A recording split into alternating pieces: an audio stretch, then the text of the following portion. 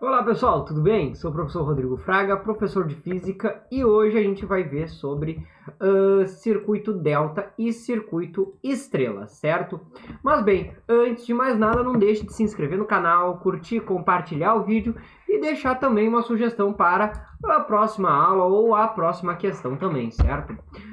Bem, o que é o circuito delta e o circuito estrela? Também podendo eles serem chamados de circuito triângulo. Pode aparecer isso. E aqui, circuito T.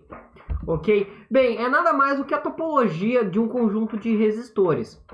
Uma topologia tipo delta, ou circuito delta, é quando eu tenho um conjunto de 3 resistores que eles formam basicamente um triângulo, né? Ou um delta. Por isso o nome triângulo ou delta.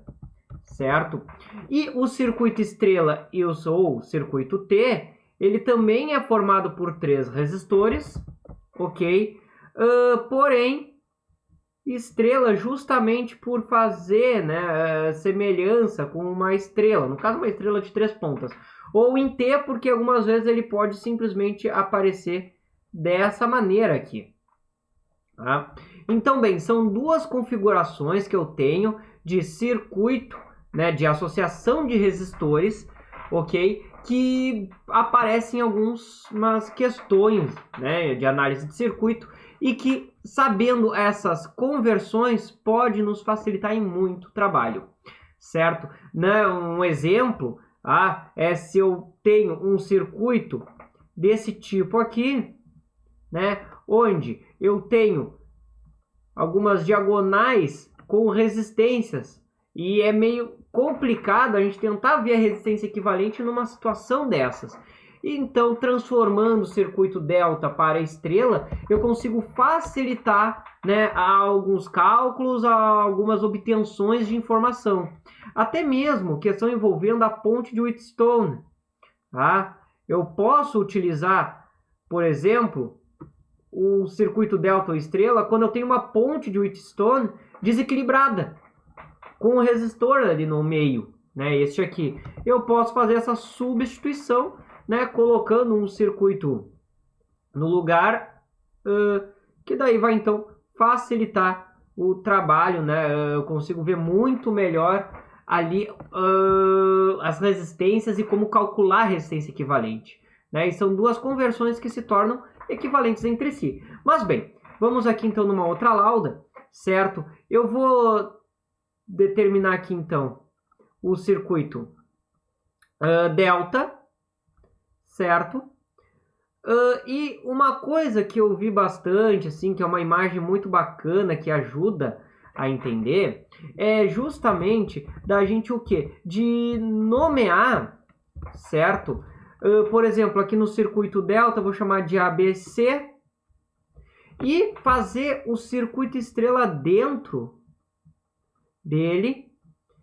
E eu vou nomear os resistores do circuito estrela de 1, 2 e 3. 1, 2 e 3, no sentido horário. Tá? Bem, o segredo aqui para eu é bem fácil, na verdade. Tá? Eu tenho um circuito, geralmente a conversão mais comum é do delta para o circuito estrela. Ou seja, eu quero obter os valores de R1, R2 e R3. Para isso, faremos o seguinte. Para a conversão delta estrela, primeiramente, todos esses valores R1, R2 e R3 serão divididos pela soma das resistências, ou seja, RA mais RB mais RC, ou seja, soma-se as resistências do circuito delta. Então, todos eles vão ter a soma do total, né? Tu pode até escrever embaixo ali, é a soma. Mas quem é que vai no numerador? Justamente o produto, ok? O produto dos resistores adjacentes. Ou seja, se eu quero a resistência 1, eu vou multiplicar RA e RB, que são os adjacentes, e dividir pela soma total. Se eu quero R2, veja, eu vou multiplicar por RB e RC, que são os adjacentes ao R2. E o R3, que é este aqui, ele está adjacente a RA e RC. Então, RA vezes RC. Então, para determinar ali as resistências numa associação delta, e eu quero converter para a estrela, basta o que então? Basta eu multiplicar pelas resistências adjacentes e dividir pela soma das resistências, certo? Que é a forma mais comum que pode aparecer, ok? Bem, a conversão oposta estrela para delta não é muito comum, tá? Que agora é na obtenção de RA, RB e RC, seria basicamente o caminho inverso, ok? É feito da seguinte forma. Primeiramente, o denominador é nada mais do que a resistência que está do lado oposto. Ou seja, por exemplo, quem está do lado oposto de A aqui no meu desenho é a resistência 2. Então, eu coloco aqui R2. É o resistor oposto, certo? RB, oposto ao B está o R3. Então, aqui no meu desenho, boto R3. Quem está oposto a C é o R1. Então, vou botar aqui R1.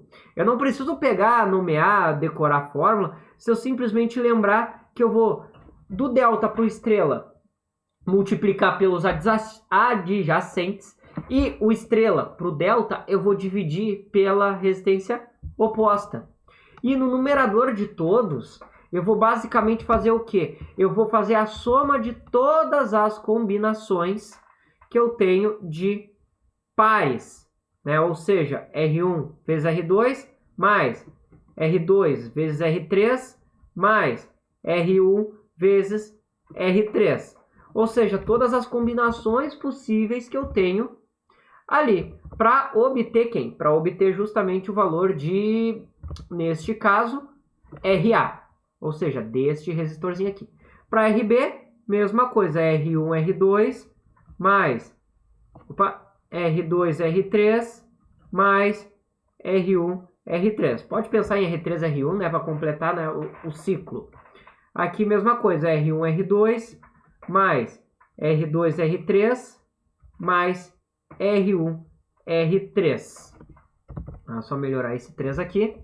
E aí, temos as formas de conversão para obter o circuito delta a partir de um circuito estrela, ok? São duas expressões, claro, são duas expressões, parecem mais compridinhas, mas se tu pegar a lógica por trás ali de como é que a gente usa essas expressões, se torna um pouco mais fácil, dando uma pequena ênfase, ok? A justamente o circuito delta para a estrela, pois tem muitas aplicações, principalmente, como eu falei, em cima da ponte de Wheatstone, né? Se eu quero simplesmente analisar uma resistência equivalente numa ponte que não está equilibrada, ou seja, vai ter corrente passando através desse resistor central aqui, mas eu preciso achar uma resistência equivalente, o que complica muito, porque eu não sei ali ao certo os valores. Bem, se eu simplesmente fazer uma conversão delta para estrela, eu acabo obtendo isso aqui, ó. Eu consigo separar aquele resistor intermediário, né? Ele acaba fazendo parte do circuito delta. E olha só, fica muito mais fácil, porque agora eu acabo com duas associações em paralelo ali, em série com o restante. Muito mais simples, né? Então fazer essa conversão ajuda muito em muitas questões. Não só na ponte de Wheatstone, mas em outras situações também. Trabalhando com malhas infinitas, algumas questões do IME, do ITA. Ok? É necessário fazer isso aí para conseguir fazer essa conversão e seguir trabalhando, né? Mas bem, essas aqui são as formas de conversão circuito delta-estrela e circuito estrela-delta, certo? E bem, pessoal, a ideia foi essa, tá? Aplicações podem ver nas questões aí do canal, tá? Qualquer dúvida ou sugestão pode deixar nos comentários, sugestão para alguma questão, sugestão para uma próxima aula, certo? Ou até para complementar essa, tá? Muito bem-vindo às sugestões. E bem, pessoal, não deixem de se inscrever no canal, curtir o vídeo, compartilhar e, como eu falei, deixar a sugestão, certo? Desejo então a vocês bons estudos e até a próxima!